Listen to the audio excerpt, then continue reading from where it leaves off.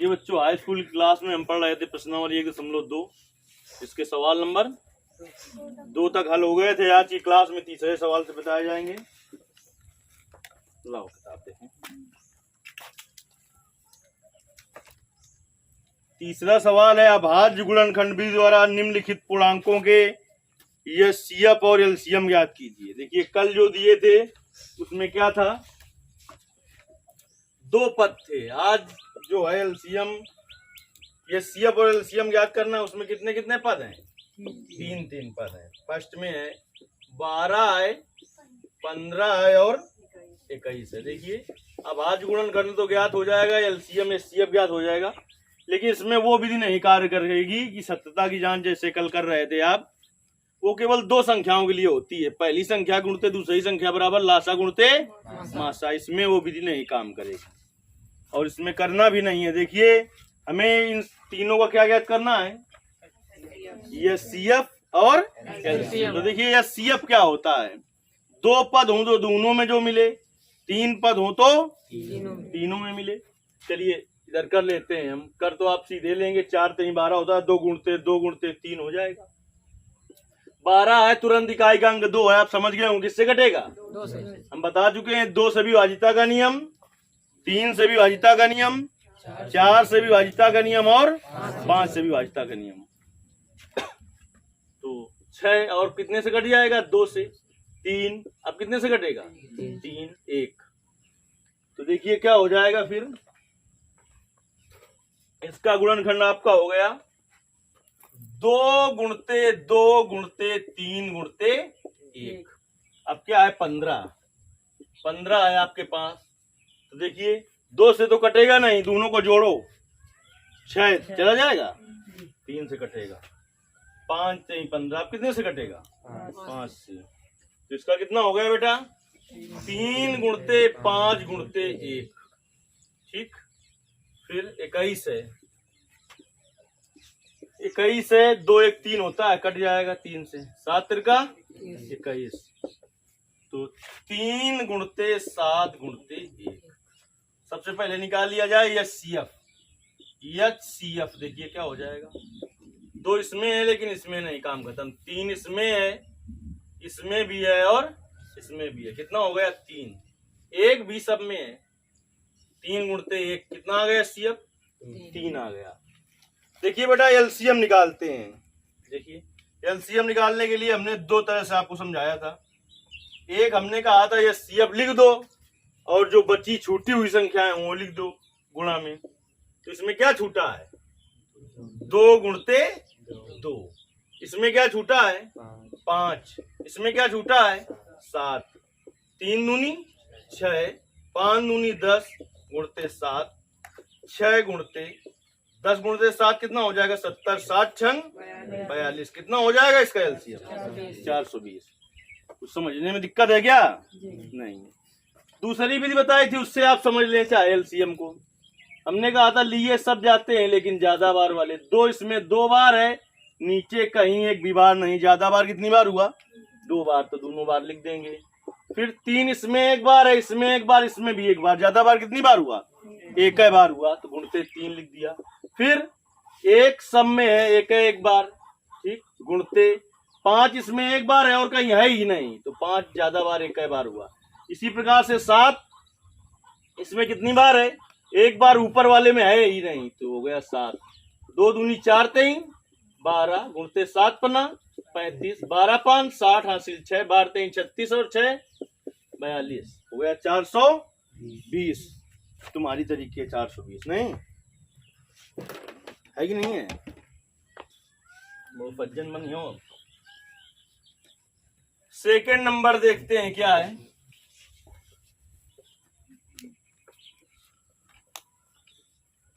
बहुत दूर रखे सिखाओ यार इसी का। सेकंड नंबर तीसरे का बोलिए क्या है? 17 23 29। खुद अपने आप में वो अभाज्य संख्याएं दिखाई पड़ रही हैं, नहीं पड़ रही दिखाई? तो क्या होगा इसका गुणनखंड? 17 गुणते 1 चाहे 1 गुणते 17, फिर इसका 23 गुणते 1, इसका 29 गुणते 1। इसीलिए हम एक एक बार बार लिख रहे हैं, नहीं तो तुम कहो मासा निकाल ही ना पाओ। फिर जब कुछ ना मिले तो मासा क्या होता है, एक तो मिलता है ना। इसीलिए हम गुणनखंड में बार बार एक लिख रहे हैं, नहीं तुम खो ना जाओ कहीं। खो जाओगे क्या ना कोई हो। HCF कितना हो गया बेटा 1। एलसीएम में HCF लिख ही देना है, और बाकी बचे हुए जो हैं 17 करिए भाई, गुणा जल्दी करिए ईमानदारी से।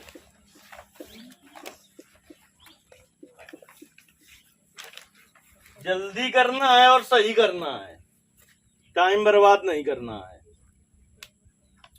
यदि कोई भी सवाल आपको नहीं समझ में आता है तो उसके लिए कमेंट करना है, उसके लिए फिर से वीडियो बनाया जाएगा। देखिए ऑनलाइन क्लास में आपको ऊंचाई दूरी, त्रिकोणमिति, समांतर श्रेणी, सांख्यिकी पढ़ा दी गई है। अब आपको पहला चैप्टर बताया जा रहा है, इसका नाम है वास्तविक संख्याएं। वास्तविक संख्याओं के अंतर्गत क्या क्या आता है वो हम पिछले वीडियो में सब कुछ आपको बता चुके हैं। वास्तविक संख्या किसे कहते हैं? संख्याएं दो प्रकार की थी। गुणा हो गया 11,339। उत्तर मिला लो, उत्तर देख के रख दिया का 11,339 आ रहा है सभी का, जो उत्तर देख के रख दिया। रख लो, देख के पेपर में कागज। और है इसके बाद एक अभी और है। चलिए तीसरे का तीसरा, तीसरे का तीसरा बोलिए क्या है? 8 8 9 9 25। 25। चलिए उसे गुणनखंड कर लेंगे आप। 2 गुणते 2 गुणते 2, 2 दूनी 4 दूनी 8 1 आ जाएगा। इसका 3 गुणते 3 गुणते 1, इसका 5 गुणते 5 गुणते 1। चलिए आइए क्या निकाले पहले? HCF क्या मिल रहा है सब में? 1 सब में मिल जाएगा, 1 हो गया। LCM क्या हो जाएगा? ये CF लिख दीजिए, बचे हुए सब लिख दीजिए। 2 गुणते 2 गुणते 2, फिर 3 गुणते 3 गुणते 5 गुणते 5, 1 2 दूनी 4 दूनी 8 गुणते 3 तिरका 9 गुणते 25। 9 72 गुणते 25, 25 दून 50 हासिल 5, 25 सत्ते 175 और 5 180। तो आ गया बेटा है 1,800। और रहा कुछ? हो गए सब? कदे कहेंगे चाहे इतना ही कायदा ही पढ़ना बताया जाए तो, लेकिन तुम्हारा लक्षण सही है नहीं। क्या है? चौथा सवाल बताओ क्या है? लाओ बोलम शर्म लागत है ना। HCF दिया है और LCM पूछा है। सवाल समझने की बात है, कागज समझाने की बात है। HCF समझने की बात है। किसका किसका HCF दिया है? देखो HCF आपको दिया है, वही सूत्र इसमें काम आ जाएगा जो कल हमने बताया था। 306 और 557 जो है संख्याएं, उनका HCF 9 दिया है। और आपसे कह रहा है LCM 306 और 657 का ज्ञात कीजिए। चलिए समझने की बात है, लो पकड़ो। क्या समझने की बात है इसमें? कि उसने कहा नहीं है आपसे, लेकिन दो संख्याएं दी हैं, इन दोनों का क्या HCF 9 है और इन दोनों का LCM पूछा, यानी संख्याएं तो वही है। तो देखिए पहली संख्या क्या है बेटा, लिख लेते हैं। पहली संख्या बोलो क्या है? 306। दूसरी संख्या क्या है? दूसरी संख्या है 657। और HCF का मतलब मासा कितना है? 9।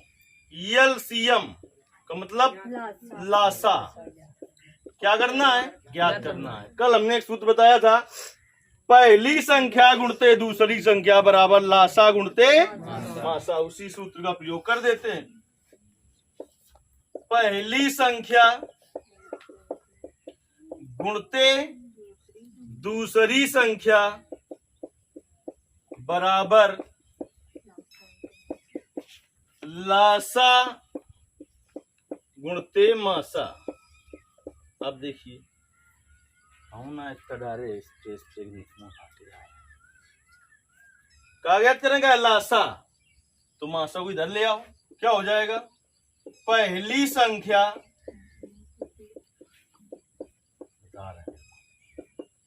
गुणते दूसरी संख्या बटे क्या?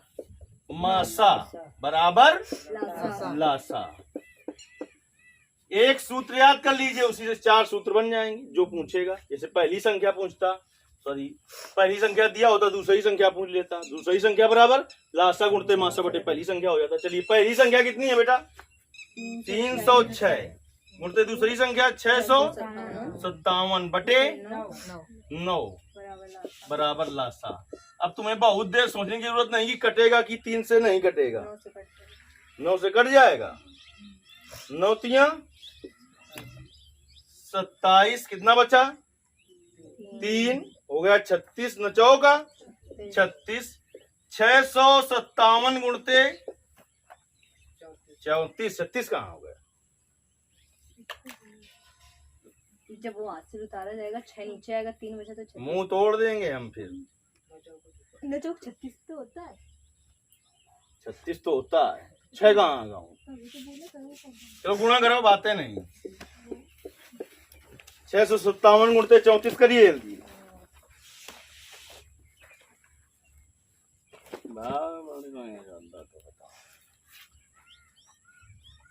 सही होना चाहिए। उत्तर कोई पहले नहीं देगा, उत्तर बता दो देख के।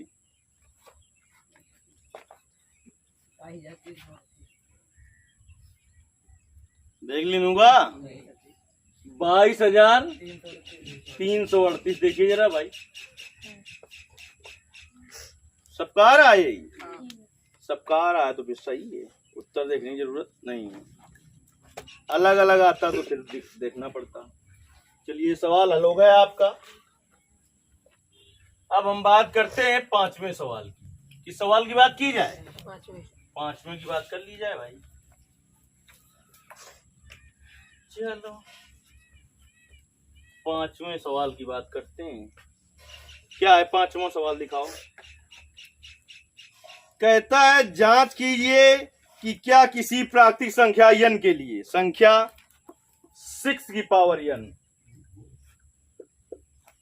6 की पावर n अंक 0 पर समाप्त हो सकती है। कह रहा है कि जांच कीजिए किसी प्राकृतिक संख्या n के लिए। n यहां पर क्या है? प्राकृतिक संख्या है। n क्या है? n है प्राकृतिक संख्या। और प्राकृतिक संख्या की परिभाषा भी उस दिन हमने बताई थी। कौन कौन सी संख्या है प्राकृतिक संख्या? उसकी 1 से अनंत तक की संख्या क्या कहलाती हैं? प्राकृतिक संख्या कहलाती है। सबसे छोटी प्राकृतिक संख्या 1 होती है। कहता है 6 की पावर n अंक 0 पर समाप्त हो सकता है। हो सकती है लिखो, सकता है, खाली लिखो सकती है। कौन बता सकता है इसमें? देखिए ये देखिए मेन पॉइंट जहां हम लिख रहे हैं। किसी भी संख्या को 0 में समाप्त होने के लिए उसके अभाज्य गुणनखंड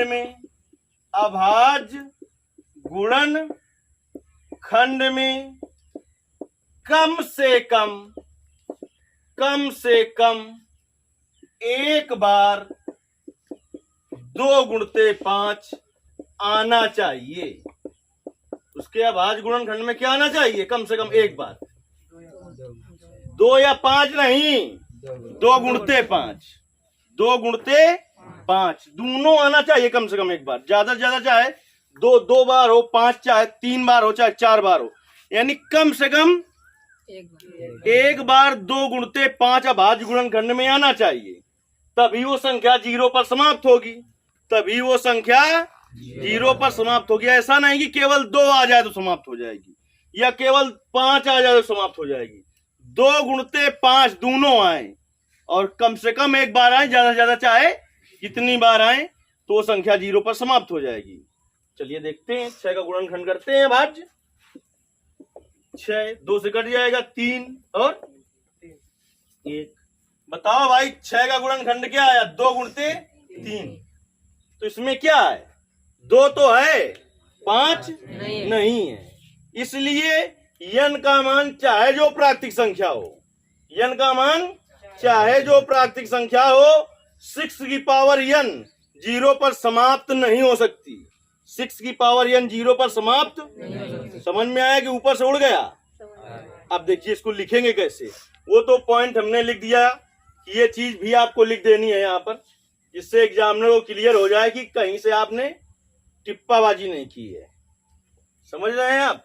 तो लिखेंगे क्योंकि 6 के अभाज्य गुणन फल या गुणनखंड में कम से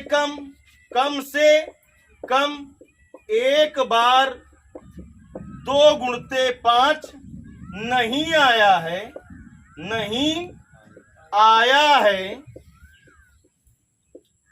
अतः यह संख्या वो कह रहा है समाप्त हो सकती है कभी भी समाप्त होने की तो बात है, छोड़ो, कभी भी 0 पर समाप्त नहीं हो सकती, कभी भी 0 पर समाप्त नहीं हो सकती है। n का मान चाहे कोई भी प्राकृतिक संख्या हो, n का मान चाहे कोई भी प्राकृतिक संख्या हो, ऐसा आप लिखेंगे जब आप पूरे नंबर पाएंगे। ऐसे रट्टा मारने से कि नहीं हो सकती से कुछ होने वाला नहीं है। फिर से समझ लीजिए, ये है मेन बात। इसी को यहां पर हमने थोड़ा घुमा टहला के लिख दिया है कि किसी भी संख्या को अगर 0 में समाप्त होना है तो उसके लिए उस संख्या का जो अभाज्य गुणनखंड है उसमें कम से कम एक बार 2 गुणते 5 आना चाहिए, 2 गुणते 5 आना चाहिए। इससे ज्यादा मतलब 2 चाहे 2 बार आए, 3 बार आए, चाहे 5 आए, 2-3 बार, यानी कम से कम 2 गुणते 5 तो एक बार आना ही चाहिए। दोनों का होना आवश्यक है।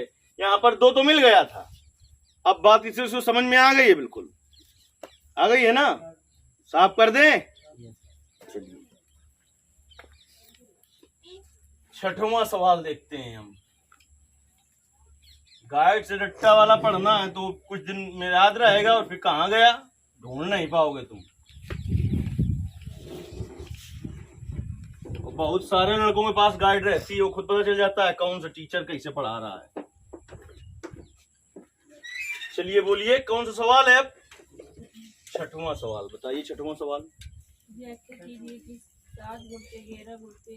7 गुणते 11 गुणते 13 गुणते अच्छा प्लस 13 और 7 गुणते 2 भाग हैं इसके, एक ये और एक दूसरा, ये दूसरी प्रकार से होगा और वो अलग है। 7 गुणे 6 गुणे 5 गुणे 4 गुणे 3 गुणे 2 और प्लस 5। भाज्य संख्याएं क्यों हैं? भाज्य और अभाज्य संख्याएं पहले आप समझ लें, तब सवाल को अच्छी तरीके से समझ पाएंगे। नहीं हम तो भी कर देंगे तुरंत और आप कहेंगे भी कि हाँ भाज्य है, तो कहेंगे अभाज्य नहीं है, काम खत्म हो जाएगा। अभाज्य संख्या समझिए पहले।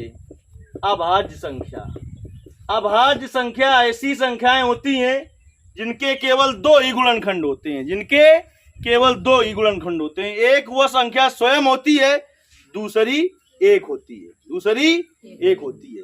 एक वह संख्या स्वयं होती है, एक वह संख्या स्वयं होती है, और दूसरा गुणनखंड क्या होता है,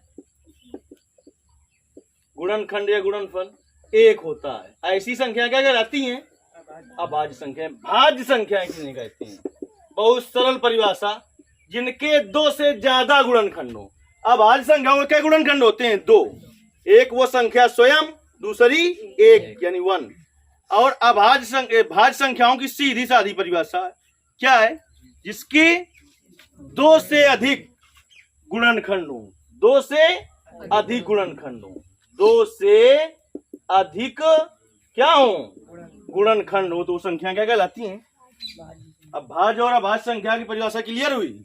अब देखिए यही काम करेगा कि नहीं करेगा इस पे 13 बेटा हम क्या करते हैं? कामन ले लेते हैं। जो कामन लेते हैं उससे क्या किया जाता है? भाग। तो 7 गुणते 11 धन 1 बचा। बताओ, 13 कट गया इसमें। अब 13 गे सते 77 और धन 1, तो 13 77 1 78। तो बस आगे जाने की जरूरत नहीं है। जो संख्या दी थी इसके दो गुणनखंड ये हैं, और एक गुणनखंड तो और है इसका, क्या? एक। तो लिखेंगे चूंकि इसके दो से अधिक गुणनखंड है, दो से अधिक गुणनखंड है, इसलिए कैसी संख्या है? भाज्य संख्या है। कैसी संख्या है? नहीं बात समझ में आई है क्या? आ गई है ना? चलिए इसमें आते हैं। चाहे तो अभी और गुणनखंड करें तो बहुत गुणनखंड हो जाएंगे। 13 नहीं टूटेगा, लेकिन ये तो टूट जाएगा, इसमें 2 का विभाग चला जाएगा, नहीं टूट जाएगा। 78 के गुणनखंड कर लें तो एक से बहुत ज्यादा गुणनखंड हो जाएंगे, नहीं हो जाएंगे? चलिए इसमें बेटा देखिए क्या कामन हो जाएगा? 5। तो जो बच्चा वो लिख दो। 7 गुणते 6 गुणते 4 गुणते 3 गुणते 2 गुणते 1 धन। अरे भाई 5 कामन लिया है तो 5 इससे गायब हो गया, इसमें भी तो 5 का भाग देना पड़ेगा। देखिए 5 7 छंग 42 गुणते 3 चौको 12 दूनी 24 धन 1। कर दीजिए गुणनखंड। 5 24 दूना 48 हासिल 4, 24 चौको 96 4 100 धन 1।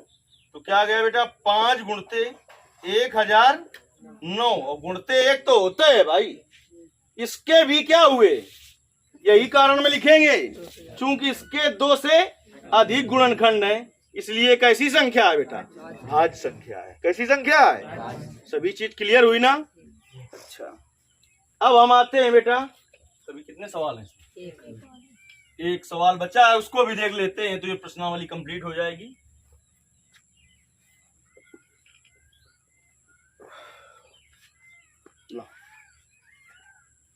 सातवां सवाल है, किसी खेल के मैदान के चारों ओर एक वृत्ताकार पथ है। एक खेल का मैदान है कि उसके चारों ओर क्या है? एक वृत्ताकार पथ का मतलब रास्ता है। इस मैदान का एक चक्कर लगाने में सोनिया को 18 मिनट लगते हैं, जबकि इसी मैदान का एक चक्कर लगाने में रवि को 12 मिनट लगते हैं। मान लीजिए कि दोनों एक ही स्थान और एक ही समय पर चलना प्रारंभ करें करके एक ही दिशा में चलते हैं।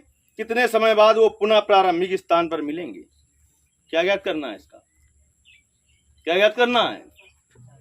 देखिए, जबरदस्ती लासा या मासा नहीं कहेंगे, बात समझेंगे पहले। एक वृत्ताकार पथ है, ये जो बना हुआ है बीच में, ये क्या है? पथ है, रास्ता। यहां पर मान लीजिए क्या है? सोनिया है, और कौन है? रवि है। यहीं पर रवि है इसी के पास में, क्योंकि दोनों क्या करते हैं? एक साथ चलना प्रारंभ करते हैं। पथ में है, यहाँ पे सोनिया है और यहीं पर रवि है। जो आप सोनिया है वो एक चक्कर लगाने में कितने मिनट का समय लेती है? 18 और रवि 12 मिनट का समय लेता है। यदि आप इसके रास्ते का चक्कर लगाते ही रहे बार बार, बहुत देर तक लगाते रहे, तो कई बार मिलेंगे एक दूसरे से, कई बार एक दूसरे से मिलेंगे। लेकिन हमें वो समय ज्ञात करना है जिसमें पहली बार, सबसे पहली बार मिले, यानी सबसे छोटा समय ज्ञात करना है। सबसे पहले का मतलब सबसे, हमने कहा यदि चक्कर ये लगाते ही रहे, काफी देर तक चक्कर लगाते हैं, तो एक बार नहीं कई बार ये एक दूसरे को मिल जाएंगे, कई बार ये एक दूसरे को मिल जाएंगे। लेकिन हमें वो वाला समय ज्ञात करना है जो सबसे पहले मिल जाए। सबसे पहले मतलब सबसे कम, और कम हमने एक शब्द बताया था, जब कहीं पर लिखा मिल जाए कम से कम लिखा मिल जाए, न्यूनतम लिखा मिल जाए, या छोटे से छोटा लिखा मिल जाए, तो क्या ज्ञात किया जाता है? लासा, एलसीएम ज्ञात किया जाता है। दो संख्याएं थी आपके पास, क्या क्या बेटा? 18 और 12। अब आज गुणनखंड वहां से कर लीजिए, देखिए खुद पता चल जाएगा। 2 गुणते 3 गुणते 3 गुणते 1, नहीं होगा क्या? यही करके देख लो। 12, 2 दूनी 4 3 12 गुणते 1, क्या ज्ञात कर लिया? अब इसका एलसीएम। 2 इसमें एक बार, इसमें 2 बार, ज्यादा बार वाला लिया जाता है। 3 इसमें 2 बार है, इसमें 1 बार, ज्यादा बार वाला लिया जाता है, तो कितना हो जाएगा? 3। 1 इसमें भी 1 बार है, इसमें भी 1 बार है। देखिए 2 दूनी 4 गुणते 3 तिरका 9 गुणते 1। एक ऐसी संख्या है कि चाहे जिस संख्या से गुणा कर दो वही संख्या बनी रहती है जिसमें आप गुणा करेंगे। ठीक, 9 का 36 मिनट बाद सबसे पहली बार वो एक दूसरे से मिल जाएंगे, और हमें पहली ही बार याद करना है। अगर वो चक्कर लगाते रहे बार बार तो मिलते रहेंगे, उससे हमें लेना देना नहीं है। देखिए आंसर सही है। मिनट लिखा है कि नहीं लिखा है? इस तरीके से प्रश्नावली कंप्लीट हुई। यदि इसी तरीके से सवालों को बहुत ही सरल भाषा में समझना चाहते हैं तो हमारे YouTube से जुड़िए। धन्यवाद।